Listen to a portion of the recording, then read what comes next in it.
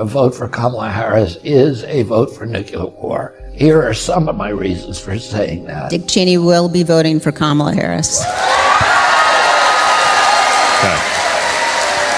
Dick Cheney was the driving force behind a group called the Neoncons, which started the Iraq War, in which the U.S. launched an unprovoked preemptive attack, the first in its history, in order to prevent Saddam Hussein from threatening the world with weapons of mass destruction. As history now shows, there were no weapons of mass destruction. It was all a neocon lie. Most estimates are that over 1 million Iraqis died, while the USA and allied forces suffered over 4,800 deaths and over 32,000 wounded. We killed more Iraqis than Saddam Hussein ever did.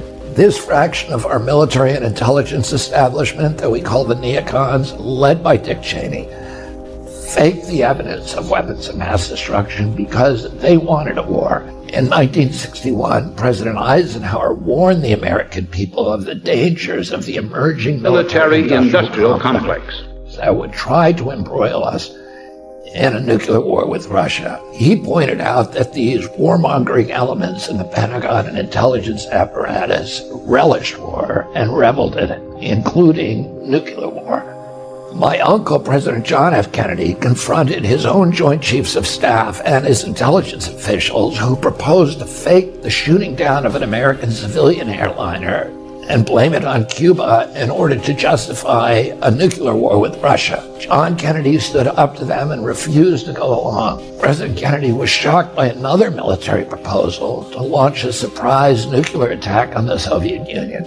The uniformed men said the USA would win because the Soviets would suffer over 130 million deaths, while in America, only 30 million would die. After John Kennedy's assassination, the Gulf of Tonkin incident was used to justify war on Vietnam.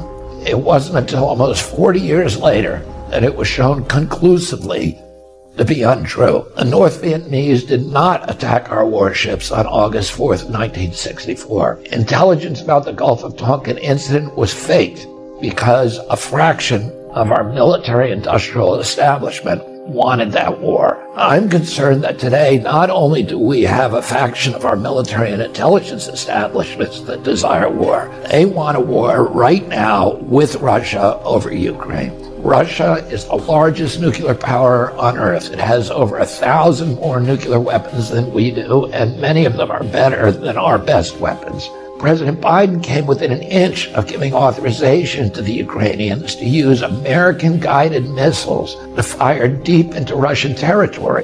The Russians, in response, changed their law to allow them to respond with a nuclear attack. And the world was never closer to full-scale nuclear war. Can you imagine if the Mexican army was being backed by the Russians to launch Russian-guided missiles into American territory, hitting cities, hydroelectric dams, and nuclear power plants? Would the USA attack Russia in retaliation? It would be a miracle if we didn't. Kamala Harris is inexperienced in foreign policy, and her belligerent and hostile remarks about Russia during her acceptance speech at the Democratic Convention were extremely alarming. Those words demonstrated that she would be a perfect pushover, a puppet for the military intelligence faction that wants this war. My uncle said the most important thing that we can do is to talk to our adversaries. That's why he installed a hotline in the White House and in his home at Hyannisport so he could communicate directly with Khrushchev.